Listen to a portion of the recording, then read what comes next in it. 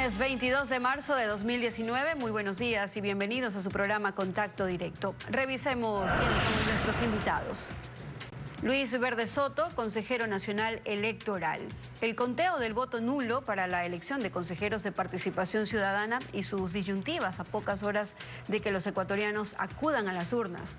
Aún no habría una definición concreta. ¿Qué es lo que corresponde de acuerdo a la Constitución? Además nos acompañará Ruth Hidalgo, ella es directora de la Corporación Participación Ciudadana. Monitoreo al proceso electoral, financiamiento de las campañas, violencia contra la mujer. ¿El fantasma del Estado candidato para alcaldes y prefectos se mantuvo? La observación a los comicios del próximo domingo. Lo revisaremos. También estará Fafo Gavilanes, asambleísta de Alianza País por la provincia de Bolívar. Réplica al asambleísta Ronnie Aliaga sobre su denuncia contra el primer mandatario y allegados respecto de relaciones con empresas offshore. A menos de 2 días de las elecciones, las reglas para contabilizar los votos nulos en la elección de los miembros del Consejo de Participación se mantendría como en votaciones regulares, es decir, se contaría por papeleta anulada e en consecuencia 3 votos nulos, según lo expresado por la presidenta del Consejo Nacional Electoral, Diana Tamaint. Todo indica que la forma como se contabilizarán los votos nulos en la elección del Consejo de Participación Ciudadana no se modificará. Pese a que la noche del miércoles el Consejo Nacional Electoral resolvió hacer una consulta sobre el tema al Tribunal Contencioso Electoral, hasta la noche de este jueves tal pedido no llegaba a ese organismo. El Tribunal Contencioso Electoral no se puede pronunciar si no ha recibido ninguna petición. Si el Consejo Nacional Electoral presenta una petición, este tribunal responderá de manera inmediata. No obstante, la mañana de este jueves, la presidenta del CNE ya anunció el sistema para contabilizar los votos nulos. Se contaría tal como determina el Código de la Democracia los votos válidos, papeletas anuladas y papeletas en blanco. Sin resolución adicional, para elegir a los 7 consejeros de participación, cada ciudadano tendrá en sus manos 3 papeletas. En la de hombres podrá votar por 3 candidatos, el mismo número para la papeleta de mujeres y 1 para la de minorías y pueblos, que sumados son 7 votos válidos posibles. Pero si el elector quiere votar nulo, solo se contabilizarán 3 votos y no 7, es decir, 1 voto nulo por cada papeleta. La actualidad, los protagonistas, el análisis y la información. En Contacto Directo. Lenin, ¿cómo estás? Buenos días. Buenos días, Samantha. Buenos días a todos quienes nos acompañan a esta hora. La elección de los 7 integrantes del Consejo de Participación Ciudadana y Control Social se enredó luego de la aparición de una moción que propuso que para rechazar la existencia de ese organismo se debía votar nulo. Si bien es cierto que una mayoría de votos en ese sentido no desaparece nada, porque no es ese el mecanismo constitucional para reformar las instituciones del Estado, ese postulado se ha convertido en bandera para algunos, para muchos, y creó un problema porque nunca se tuvo claridad en determinar cómo se iban a contar los votos nulos en esta elección sui generis que viene con 3 papeletas. Luis Verde Soto Custode, consejero nacional electoral, está en los estudios de la capital de la República. Buenos días. Al final, ¿cómo se los va a contar estos votos, los nulos? Buen día, Lenin. Ciertamente, a lo último que conocemos y hemos decidido es que no se sabe todavía cómo se debe contar los votos nulos. Es muy sencilla la situación. Se debe comparar la votación válida con la votación nula. Lo que se consigna en el acta son papeletas nulas que contienen 3 opciones de voto, 3 expresiones de voto que tienen que ser comparadas con las expresiones de voto por cada uno de los candidatos. Lo importante cuando uno compara una cantidad con otra es que sea del mismo estilo, de la misma especie. En este caso se debe comparar votación nula con votación válida. Lo que existe en el acta es una papeleta. La papeleta es el acto físico de papel donde se manifiestan voluntades, en el que existen 3 voluntades que en el caso de ser anuladas debían sumarse como 3, sumar todas las expresiones de voto nulo y compararlas con las expresiones de voto válido, que son las únicas que existen en el acta. El acta está configurada, como todos conocemos, por el total de sufragantes, las papeletas en blanco, las papeletas nulas y la votación por cada uno de los candidatos. Lo que hay que hacer es convertir en una medida posible, en una medida comparable, papas con papas, peras con peras, la votación válida con la votación nula. No se puede comparar papeletas nulas con votación válida. Lo que hay que comparar es votación válida con votación nula. Ahora, Dado usted que no señala se puede... qué es lo que hay que hacer, pero acabamos de escuchar a la presidenta del Consejo Nacional Electoral, Diana Tamaint, quien ha señalado lo que se va a hacer. Y ella dice, de acuerdo a lo que señala el Código de la Democracia, se contabilizará solamente la papeleta anulada. Y allí habría una contradicción con lo que usted está expresando. ¿Cómo va a terminar todo esto? ¿Quién determina al final la metodología del conteo? La metodología de conteo debería ser determinada por el Consejo Nacional Electoral. Es su competencia y es su obligación hacerlo. Yo no sé cómo se va a contar papeletas con respecto de votación. Ciertamente es como tratar de comparar peso con altitud, es como tratar de comparar centímetros con kilos. Eso no es posible comparar. Si la presidenta ha cambiado de criterio y ese criterio se expresa en que dice que la ley ya lo dice y así se comparará, seguramente será un nuevo ejercicio de mayoría en el que se registrará el cambio de actitud de la presidenta, quien estuvo perfectamente clara hasta las 3 de la tarde del día de ayer, lo había expresado públicamente, la modalidad de contaje.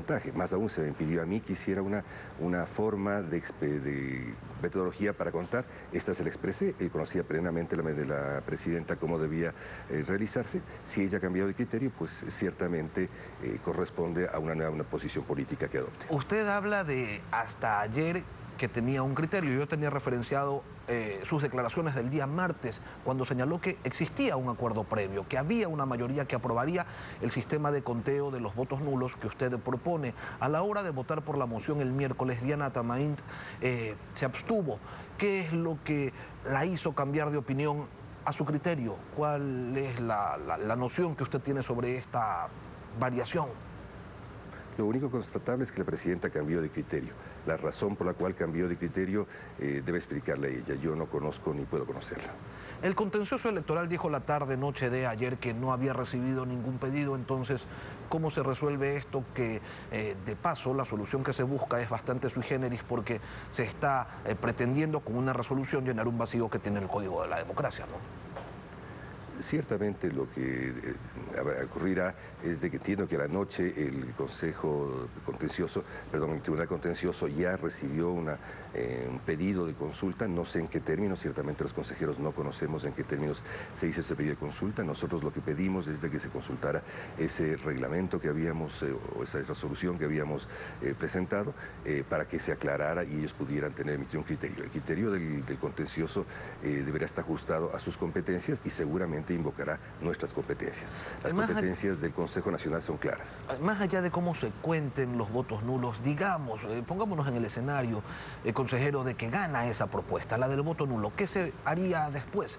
¿En 10 días volvemos a las urnas con los mismos candidatos, según lo que dice el 148 del Código de la Democracia? Permíteme que no emita un criterio. Por nuestra parte, me refiero al ingeniero Pita y yo, hemos razonado, hemos intercambiado criterios, pero creemos que es adecuado mantenerlos hasta que se produzca el resultado, porque si no se apreciaría como un intento de condicionar el voto o conducir el voto, cosa que no es admisible para una autoridad electoral. La misión de observadores de la Organización de Estados Americanos ya les ha llamado la atención y les ha pedido que por favor definan cómo van a manejar este tema. Estamos a 48 horas menos ya de que el electorado concurra a las urnas, y si esto no se aclara, entonces, ¿qué es lo que va a pasar? Porque lo cierto es que si está mal que vengan a querer definir esto a pocas horas, sería nefasto sin duda que lo determinen luego de que la gente se haya expresado. Yo comparto plenamente aquello. La posición que hemos mantenido el ingeniero Pitti y yo durante el último mes y medio ha sido que es necesario llegar a la contabilidad de votos con absoluta claridad. También lo he expresado todas las misiones de observación internacional que se encuentran acá, es decir, que debemos llegar hacia el día domingo con absoluta claridad sobre la contabilidad del voto. Ciertamente la ley es oscura, consiguientemente me extraña la definición que ha adoptado ahora la presidenta.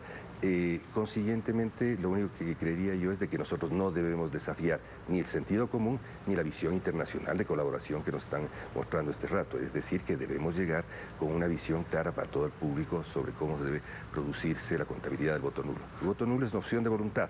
Lo que no podemos hacer es minimizar esa opción de voluntad a propósito de los intereses políticos de uno u otro candidato. El voto nulo es una expresión clara. ¿Por qué en la elección de concejales no existen estos problemas de contabilización de votos nulos que sí tenemos en la elección de los integrantes del Consejo de Participación Ciudadana? Porque se trata de una votación sui generis, tal cual la definió y como la definió el Congreso en la ley correspondiente. En la votación de concejales o en la votación de diputados, usted tiene listas propiamente tales, fracciones de voto que son contabilizadas a través de una fórmula que asigna escaños. En esas elecciones usted tiene, igual que en el caso de fracciones, pero en el caso de la votación del Consejo de Participación, lo que existe es una agregación de distintas votaciones nacionales.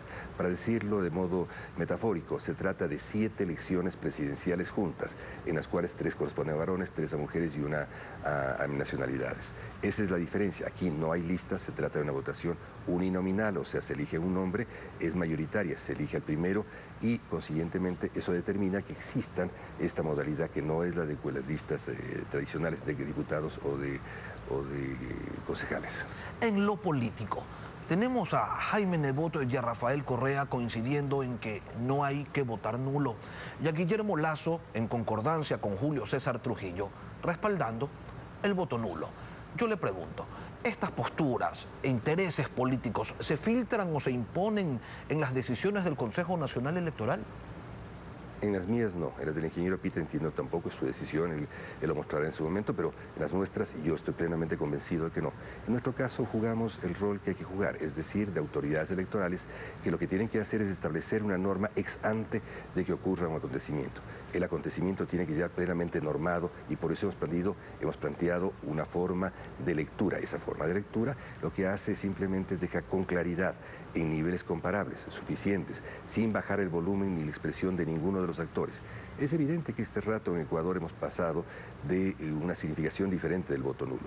Mientras en historia el voto nulo estuvo claramente relacionada con la expresión de oposición al sistema electoral, actualmente es una posición legítima dentro del sistema electoral. Esto ha ocurrido en varios países de América Latina, es producto de la nueva época que vive América Latina. Lo ha ocurrido hace poco en Bolivia, cuando el pueblo boliviano se expresó en contra de que el presidente Evo Morales se reeligiera indefinidamente. Lo propio ha ocurrido en el caso de Colombia, que hace poco se expresó en contra de la vigencia de los acuerdos de paz tal cual estaban concebidos. Todo esto es posible en América Latina hoy y en el caso ecuatoriano lo que tenemos que hacer es, sin alterar el contenido de las actas, sin cambiar la modalidad histórica de llenar las actas, producir la lectura correspondiente, inteligente, clara, justa, aquella que permita que los votos tengan igualdad de peso. Si usted y yo queremos medirnos cuál de los dos es más alto, necesitamos una cinta métrica en común. Eso es lo único que se está pidiendo, que haya una cinta métrica en común, que comparemos votos con votos como manda la ley y no papeletas contra votos, porque es comparar algo totalmente distinto. Eso es lo que hay que evitar para que se distorsione la expresión de voluntad de los ecuatorianos, sea positiva y sea negativa. De lo que se trata es de medir exactamente cómo quieren los ecuatorianos la formación de esa autoridad en el caso del Consejo de Participación. Consejero, dejando de lado por un momento el tema del voto nulo, dígame que el resto del proceso sí está en orden y que las cosas van a salir bien. No le quepa duda que hemos hecho lo posible, que todo el proceso esté bien. Fundamentalmente hemos localizado varios puntos. El primero y más importante inicialmente es de que cada uno de los candidatos o partidos puedan fotografiar el acta que se encuentra en la Junta Electoral. Esta les servirá para contrastar con el otro elemento que consideramos que va a ser decisivo, que es la entrega directa a cada uno de los candidatos y a cada uno de los partidos políticos del acta escaneada. Ya no se tendrá que ir a esta tortuosa forma en la cual había que bajar votos de una página web en la que finalmente había actas en las cuales era muy difícil recibirlas, sino ahora irá directamente a cada uno de ellos. Esto nos han ofrecido, esto hemos presionado, esto estamos mirando a que ocurra y efectivamente se pueda dar el día. Y fundamentalmente tendremos que tener todo el cuidado del mundo para que el reconteo sea un reconteo claro, preciso, pese a la misma deformidad con la que están conformadas las juntas provinciales electorales. Yo creo que lo que quiero decir que la forma básica de tener presencia de claridad y transparencia es la presencia del pueblo ecuatoriano, es la presencia de los ciudadanos haciendo control social en cada una de las fases del proceso electoral. Por nuestra parte, lo que tendremos es una activa presencia en todos y cada uno de los puntos que se debe, pese a no haber sido presencia decisiva en la elaboración ni del sistema informático ni del sistema organizativo. Tenemos el conjunto de técnicos que nos permiten estar mirando desde fuera todo lo que ocurre y esa es nuestra función como consejeros electorales. Luis Verde Soto, consejero nacional electoral, gracias por venir hoy a Contacto Directo. Gracias a ustedes por colaborar tan eficientemente con la democracia ecuatoriana. Son las 7:15. El señor Carlos Bernal Alvarado ha solicitado una réplica en base a esta pregunta que le realicé a la presidenta de la Asamblea Nacional, Elizabeth Cabezas. Recordemos cuál fue esa interrogante.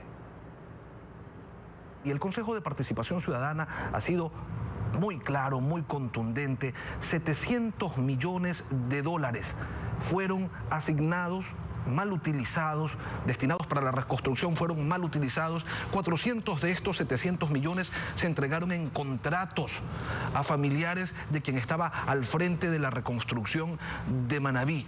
O sea, resulta que en este país durante la última década no solamente hemos tenido que vivir la tragedia del correísmo, la tragedia del terremoto, sino que también la tragedia de la corrupción institucionalizada. ¿Qué van a hacer en relación a aquello?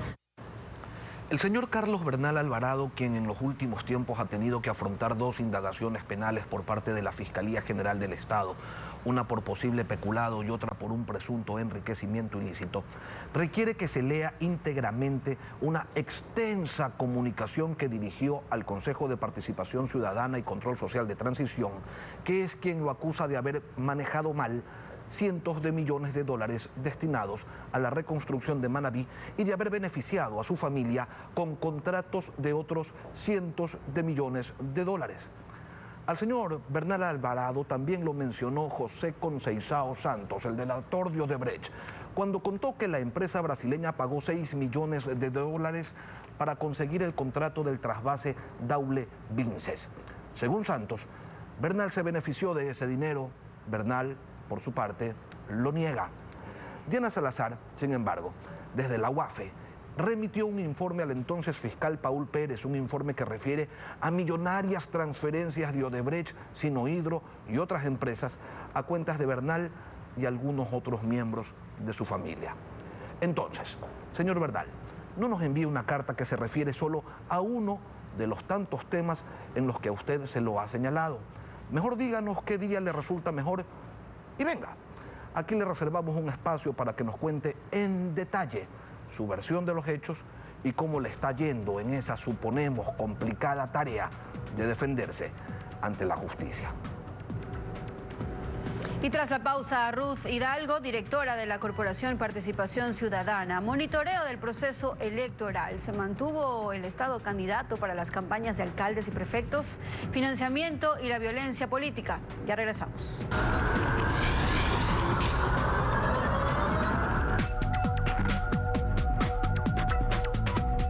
El pasado 5 de febrero, el Consejo Nacional Electoral firmó un convenio de cooperación interinstitucional con la Corporación Participación Ciudadana a fin de facilitar la observación electoral en los comicios del próximo 24 de marzo. El acuerdo también incluye la entrega al CNE de los informes de monitoreo de publicidad electoral, promoción de autoridades y de violencia política en contra de la mujer. Ruth Hidalgo, directora ejecutiva de Participación Ciudadana, nos acompaña. Doctora, buenos días. Empecemos por lo que ya se ha hecho. Durante los 45 días de promoción o campaña electoral, ¿se respetaron las reglas o ocurrió lo mismo de antes? Bueno, buenos días, Lenin. Un gusto estar acá. Como usted mismo menciona, nosotros firmamos este convenio con el Consejo Nacional Electoral. Este es un convenio que no tiene costo, creo que eso es importante, como siempre lo hemos hecho.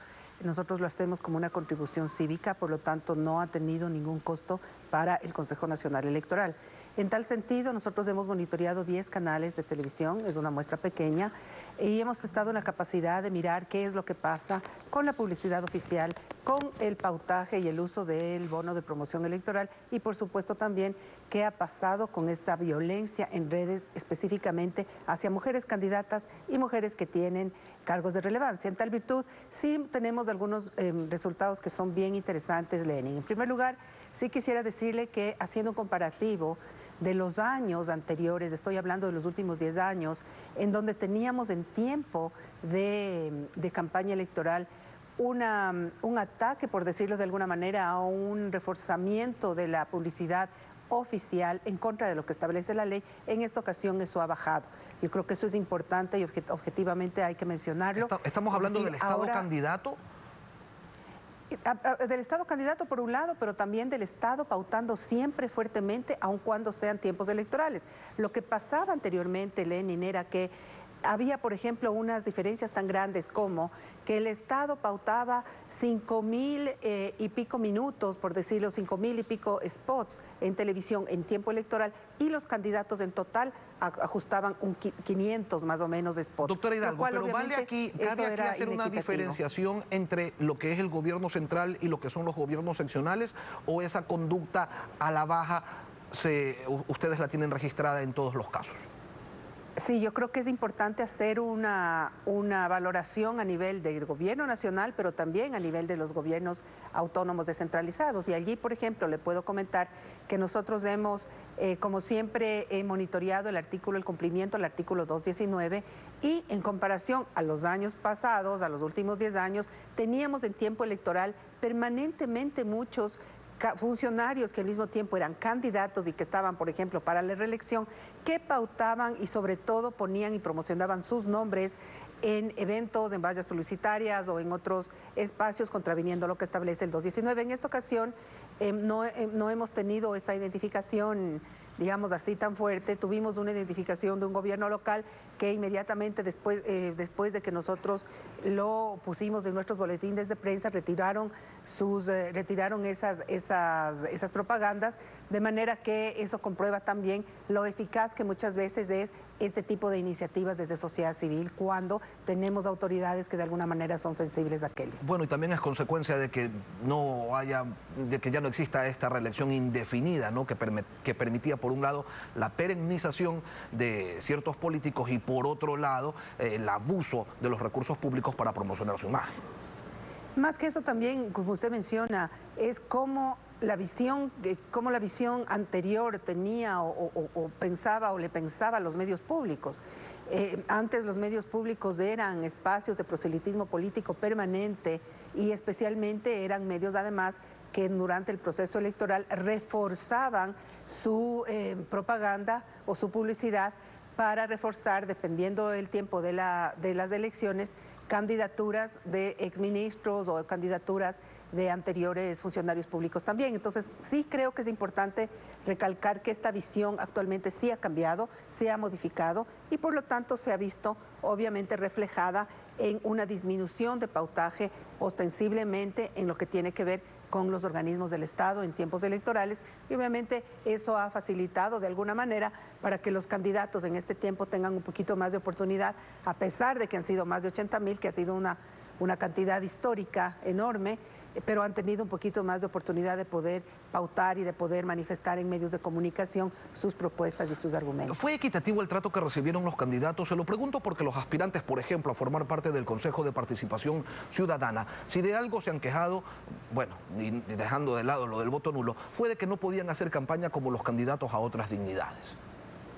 Lo que pasa, Lenin, es que recordemos que esta capacidad o esta oportunidad de estar en medios por parte de los candidatos al Consejo de Participación Ciudadana fue regulado por un reglamento que salió más o menos hace unos más de 3 meses, porque inclusive el reglamento fue aprobado antes de que el Consejo Nacional Electoral Transitorio asuma sus responsabilidades, de manera, y así fue pensado, es decir, que el Consejo Nacional Electoral sea el que controle, obviamente, los espacios de difusión.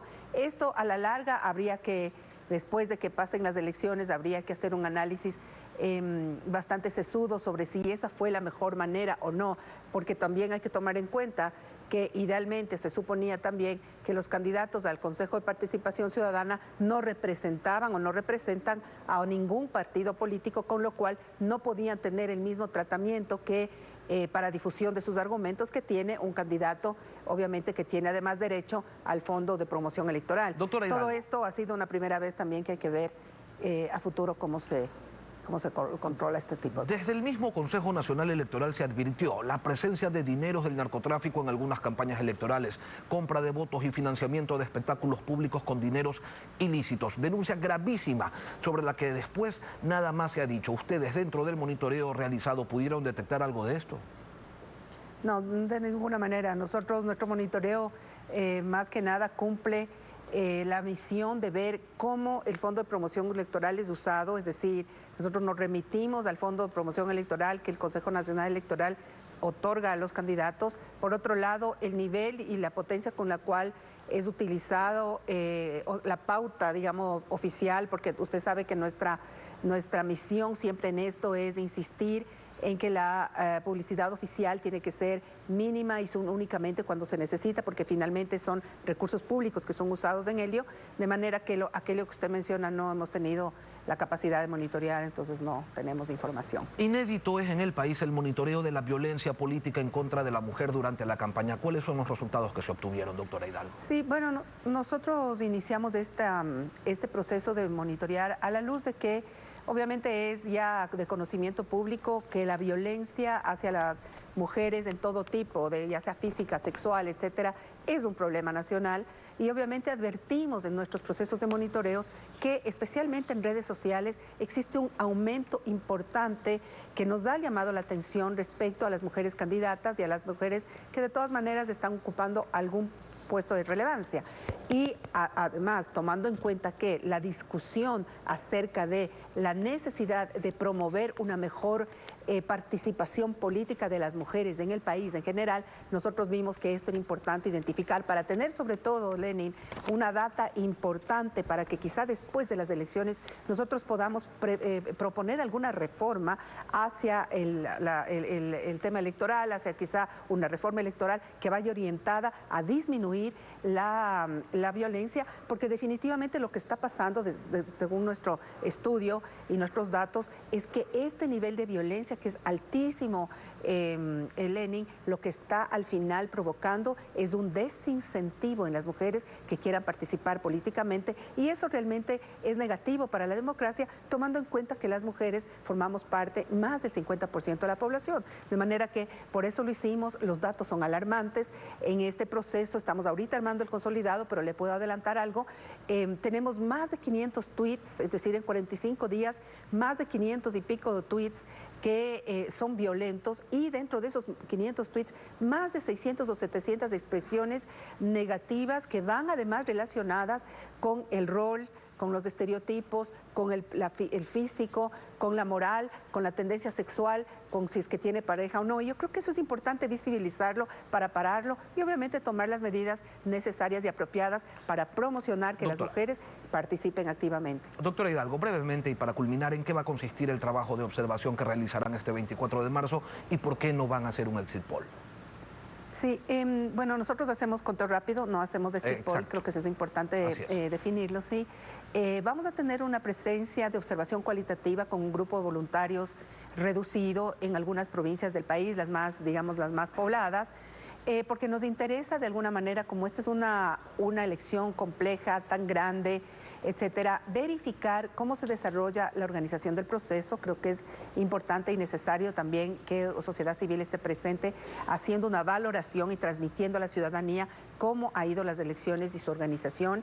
No vamos a hacer en este momento, esta ocasión, conteo rápido, porque efectivamente el conteo rápido es un proceso que demanda al menos un año de preparación anteriormente hacia las elecciones. Usted sabe que nosotros no recibimos plata del Estado, no recibimos plata de partidos políticos, de manera que cada vez que nosotros hacemos una organización de conteo rápido, tenemos que trabajar en recoger fondos, y eso no hemos tenido esa oportunidad, lo haremos en el 2021. Ruth Hidalgo, directora de la Corporación Participación Ciudadana, ha estado presente aquí en Contacto Directo. Gracias por hacerlo. Gracias. Y cuando regresemos, Fafo Gavilanes, asambleísta de Alianza País por Bolívar, réplica al legislador Ronnie Aliaga sobre su denuncia contra el presidente de la República. En pocos minutos estamos de vuelta.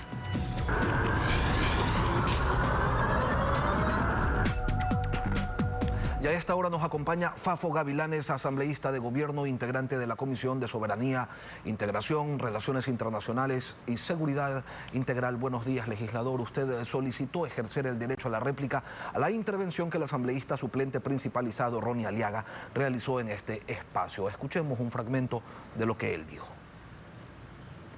Dijeron que los muebles de Suiza eran mentiras y yo presenté los emails en una transmisión en Facebook donde están los emails que los procedo a leer rapidito, donde la señora Irina Moreno le escribe a la señora Rocío González de que ya llegaron el email de la empresa Moinat, que hay que pagar los muebles de Suiza. No solamente son los muebles, aquí el tema de fondo es un departamento en Alicante que hasta valió de que un embajador se tome la molestia de ir a hacer un video por demás ridículo para tratar de justificar las acciones, cuando yo lo que hice fue presentar debidamente legalizadas mis denuncias, tanto en la Fiscalía Especializada contra la Corrupción en España y ante la Agencia Estatal Tributaria, por los presuntos delitos de lavado de activos, crimen organizado y cohecho. Ellos son los dueños de la empresa INA, que recibió recursos provenientes de las supuestas comisiones.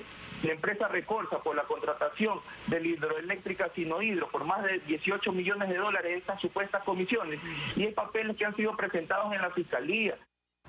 Papeles presentados en la Fiscalía, dice Aliaga, el correísmo hablando de corrupción. Su réplica. Buenos días, Lenin. Un saludo cordial al país y en especial a mi querida provincia de Bolívar. Yo quiero empezar enfatizando de que hay que decirle la verdad al país. El colega asambleísta manifiesta decir la verdad, pues digamos la verdad. Primero, en el cambio del orden del día que él propone, los artículos que ocupa para aquello es para convocar a un ministro, no a un presidente de la República. Para convocar a un presidente de la República existe el procedimiento establecido en la Constitución y en la Ley Orgánica de la Función Legislativa, que identifica recoger 1/3 de firmas, luego pedir la admisibilidad a la Corte Constitucional, pasar a la Comisión de Fiscalización y seguir el juicio político correspondiente. Entonces, dejar claro de que la bancada de Alianza País de Aliados se opuso al procedimiento, más no a una investigación. Sin embargo, de aquello, nosotros estamos debatiendo el tema, pero hay que diferenciar. La denuncia del departamento, la denuncia de aquello es a un amigo del presidente, a un hermano del presidente. Pues tomo las palabras de asambleísta Ronnie Aliaga, donde dice, ya he presentado la denuncia en la Fiscalía. Por supuesto. Entonces, que la Fiscalía, el ente judicial, el ente correspondiente, continúe con el procedimiento adecuado. Y no querramos poner una cortina de humo, hacer el show político con la finalidad de involucrar al presidente de la República, compañero Lenín Moreno Garcés. Pero escuchemos algo más de la intervención de Aliaga. Hoy estoy acá en la ciudad de Panamá poniendo la denuncia penal también por el tema de lavado de activos contra el señor Moreno, los señores Patillo y el señor Javier Macías Carnignani. Además, la información financiera de la cuenta de Ininvestment del Balboa Bank, para que podamos tener más información, ya que la justicia ecuatoriana no está actuando. Desde el 20 de febrero que yo puse la denuncia en la Fiscalía General del Estado ecuatoriano, no hemos recibido respuesta ni se ha iniciado ninguna diligencia. Es gracioso, a esto que hoy hace el correísmo antes se daba por llamar el show mediático, al que no se prestarían bajo ninguna circunstancia. ¿Lo recuerdan? Prohibido olvidar. Pero bueno, aquí no estamos para tratar las cómplices omisiones del pasado, sino una denuncia en contra del presidente Moreno. Aliaga dice que la ha presentado en Panamá y que está requiriendo información. Si ustedes sostienen desde el oficialismo que nada es cierto, entonces, ¿qué hay detrás? Bueno, nosotros sostenemos la verdad, y la verdad se le tiene que decir al país con pruebas y con documentación. Si él ha presentado las denuncias correspondientes, él habla de un amigo, él habla del señor Moreno. Él dice que ha presentado una denuncia penal contra Moreno en Panamá. ¿Contra Moreno, el hermano del presidente o Lenín Moreno? Él ha presentado contra el hermano del presidente. Entonces son temas totalmente diferentes. El presidente de la República en una cadena fue enfático, claro y transparente. Y si hay que investigar lo que haya que investigar. En eso nosotros estamos totalmente conscientes de que siempre el país diga y sepa la verdad. Porque el pueblo ecuatoriano necesita la verdad, pero no a través de procedimientos inconstitucionales, no a través de procedimientos ilegales. Lo que se busca es, como digo, buscar una cortina de humo en función de realmente saber la verdad. Escuchemos una tercera parte de la intervención de Aliaga antes de continuar con esta réplica. La comisión tiene que ser conformada a través del CAL y aprobada por el Pleno de la Asamblea Nacional. No entiendo con qué calidad moral vienen los ex compañeros de Alianza País a dar una rueda de prensa a decir que ellos quieren que se investigue cuando se hizo la misma propuesta por parte mía y pusieron todas las trabas. Ellos votaron en contra de esta moción y ahora vienen a hacerse como los salvadores del país y lo que están buscando la verdad. Obviamente ya llegaron con sus argucias y con sus acuerdos que son de conocimiento público, para ya tratar de tapar todos estos actos de corrupción. ¿Con qué calidad moral, dice Ronnie Aliaga? Respóndale. Con la calidad moral que nos compete de verle a los ojos al país y decirle de que el bloque de AP, aliados, votó en contra del procedimiento. He explicado claramente que el procedimiento al cual él se refiere para hacer un cambio del orden del día no es para el presidente de la República, es para convocar a un ministro. El conformar una comisión no es para el presidente de la República. Se necesita recoger el tercio de las firmas, pasar la admisibilidad de la Corte Constitucional. Bueno, legislador, pero sabe que los mismos argumentos de forma son los que se plantearon antes, por ejemplo, para no enjuiciar políticamente a Jorge Glass, para no tratar los más graves casos de corrupción que se han generado en este país. Entonces, ¿por qué no darle vía a que una comisión temporal creada solamente para este tema coja e investigue y allí se demuestre pues la inocencia o la culpabilidad de quien sea investigado? Nosotros estamos debatiendo el tema, en los próximos días se analizará. Nosotros proponemos, y esto a nivel personal, de que la Comisión de Fiscalización está para aquello, donde es miembro el colega asambleísta Ronnie Aguiar, pues ahí está, para debatir, investigar y sacar toda la documentación necesaria y darle una luz de verdad al país. Pero no se van a tomar tampoco tanto tiempo para definir aquello, ¿no? Porque parecería que están tratando de ocultar algo. Bueno, realmente no se ha tardado, más bien se ha agilitado el tema y aspiramos de que la próxima semana ya se realice el procedimiento correspondiente y la Comisión de Fiscalización aboque conocimiento y tenga un tiempo prudencial para dar respuesta al país. A esa Comisión de Fiscalización de mayoría correísta, la que no quiso iniciar un proceso en contra de Jorge Glass, a esa Comisión de Fiscalización van a mandar este caso. Pero mire, si existe mayoría, como usted lo llama, del correísmo, pues con mucha más razón. Y más razón que ahí está el denunciante. Es miembro de la Comisión de Fiscalización, el asambleísta Ronnie Aliaga. Fafo Gavilanes, asambleísta de Alianza País, ha ejercido el derecho a la réplica. Gracias por venir a Contacto Directo. Bien, así concluimos Contacto Directo. Gracias por acompañarnos. Lenin, nos vemos el próximo viernes. Nos vemos el próximo viernes, el domingo. Hay elecciones. Todos con la cédula y sobre todo con la memoria despierta para ejercer de manera responsable su derecho al voto.